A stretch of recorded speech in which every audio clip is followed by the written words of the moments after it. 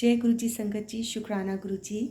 संगत जी, गुरु जी ने कहा था कि जो तांबे का लोटा होता है, तांबे के लोटे को अगर आप लेते हो और उसमें जल भर देते हो और उस जल को आप गुरु जी के चरण कमलों में रख देते हो, तो वो जो जल होता है वो अमृत बन जाता है ना। और वो अमृत जो है वो बड़ी से बड़ी बीमारियों को, बड़ी से बड़ी परेशानियों को दूर करने में हमें बहुत हेल्प करता है। आप एक लोटा जल लीजिए, तांबे के लोटे को, और उसको गुरु जी के चरण कमलों में रख दीजिए। और फिर उसको आप सुबह खुद भी, रात को आप उसको रख दीजिए और सुबह आप उसको खुद भी पीजिए और अपने फैमिली के मेंबर्स को भी पिलाइए। और मतलब गुरु जी की जो संगत हैं वो, उन्होंने मतलब अपने सत्संग शेयर किए हैं संगत जी, और वो सब यही कहते थे कि मतलब उस जल प्रसाद में इतनी डिवाइन पावर होती है कि वो बड़ी से बड़ी कैंसर तक की बीमारियों को जल प्रसाद ने बिल्कुल ठीक कर दिया था।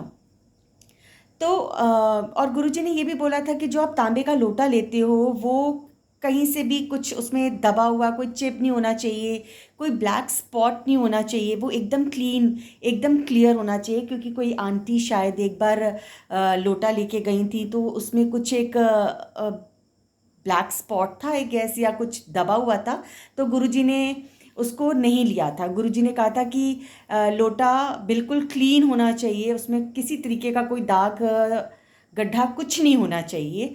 और गुरुजी ने उसको केमिकल से भी क्लीन करने के लिए मना किया था। गुरुजी ने कहा था कि उसको किसी भी सरफ से या किसी भी केमिकल साबुन से आप उस लोटे को नहीं साफ़ करोगे। आप उस लोटे को नींबू से या राख से साफ़ करो। तो ये छोटी छोटी सी बातें हैं जो हमें भी कहीं से पता चलती हैं, और किसी सत्संग के थ्रू या किसी संगत से पता चलती हैं। हम सत्संग सुनते हैं, उनसे हमें पता चलती हैं।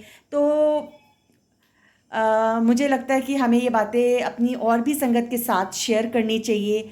जो हमें पता चल रहा है वो बाकी भी संगत को पता चलना चाहिए। तो गुरु जी के शुक्राने में रहिए, गुरु जी को याद कीजिए, गुरु जी को प्यार कीजिए, गुरु जी को महाशुक्राना कीजिए कि उन्होंने हमें अपनाया है और उन्होंने हमें अपना बच्चा बनाया है। जय गुरु जी, शुक्राना गुरु जी।